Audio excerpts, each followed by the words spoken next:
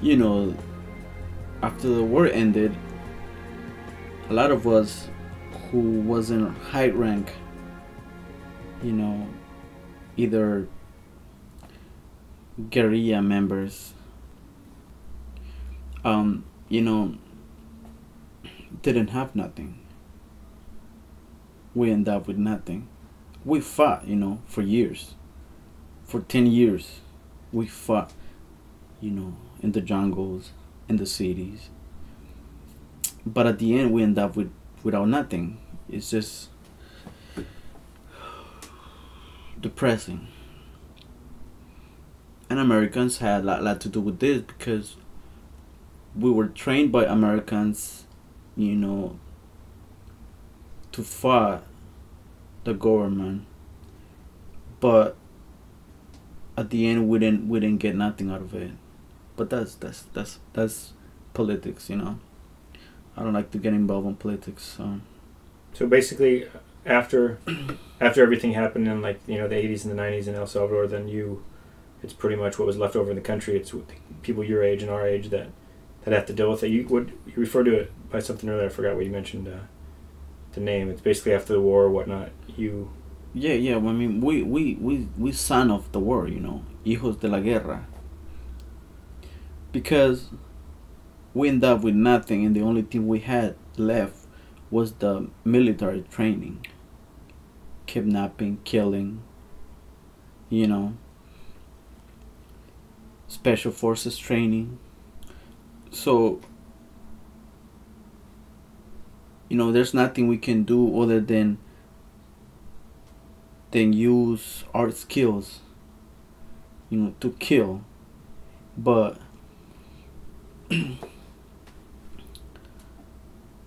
we need to eat, you know. We have to be realistic, you know. There are those who have money, who were born with money, and those like me that are hungry, and, you know, we want something better for our families. You might find kidnapping other people disturbing. So that's what you do. You're a kidnapper then, is that what you're saying? I'm just giving you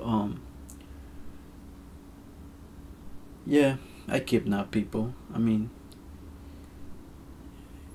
it might sound hard. I might be, or people might think I'm evil. Matter of fact, you know, I'm letting you interview me because you're family. You're part of the family. In any other situation, you will be the kidnapper. You will be the hostage. You understand what I'm saying? Yeah, that makes sense. No, I hear you, man. I get what you're saying.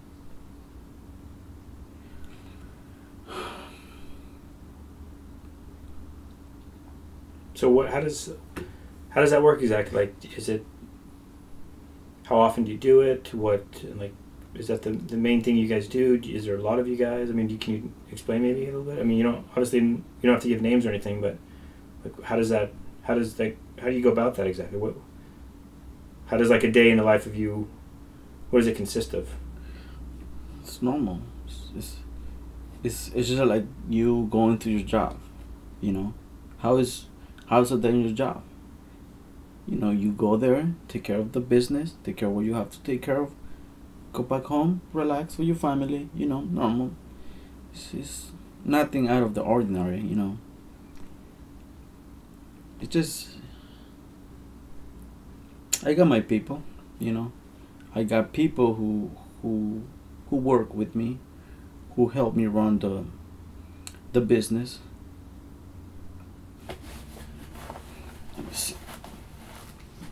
See, I always carry this with me. What is that? This is what we call oración al justo juez. You know, it's the protector. It's is God, pretty much. Son. I know it must seem like ridiculous for some people that I believe in God, but I do believe in God. I think without Him, I wouldn't be where I am right now. I wouldn't be what I am, and I wouldn't be alive.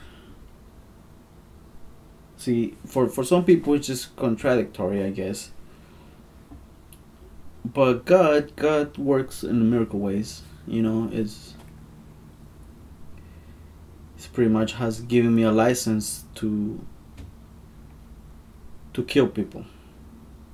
What do you mean by God's giving you a license to kill? Some people, they might find that a little strange, no? Well, yeah, yes, it is strange, but just like, how can I say this? Just like, I don't know. Just like these guys who make cigarettes,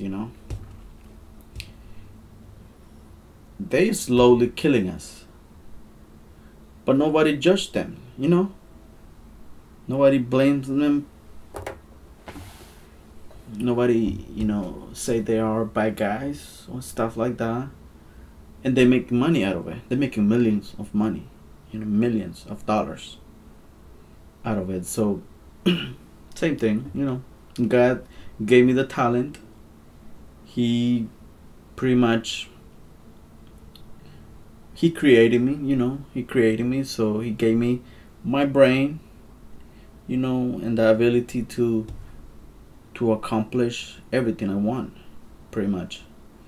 So every morning I wake up, I prayed, I tell God, thanks for one more day. Just like you, I imagine you wake up in the morning and pray to God, right? Well, I mean, there's all kinds of stuff I do when I wake up, but no, I see what you're saying. You pray to God for a wonderful day at your job, and that's what I do. Ask them to keep me safe, and I don't see no harm on what I do, because if you follow what I tell you, and if you follow me and really do what I ask you to do when I kidnap one of your family members or anybody family members, they go back home safely. No, I treat them nice. I feed them, I make sure they're clean, I make sure, I mean, once in a while we kidnap a pretty young lady, we might play around, do little stuff with her, but we make sure she goes back home unharmed. I mean, we might have sexual contact with them, but it's nothing that they wouldn't do on the streets. I mean, sexual contact is just common,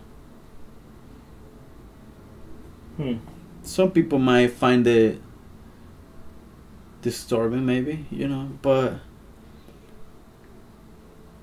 it's the same thing, It's just like a boyfriend and girlfriend having sex, nothing out of the ordinary.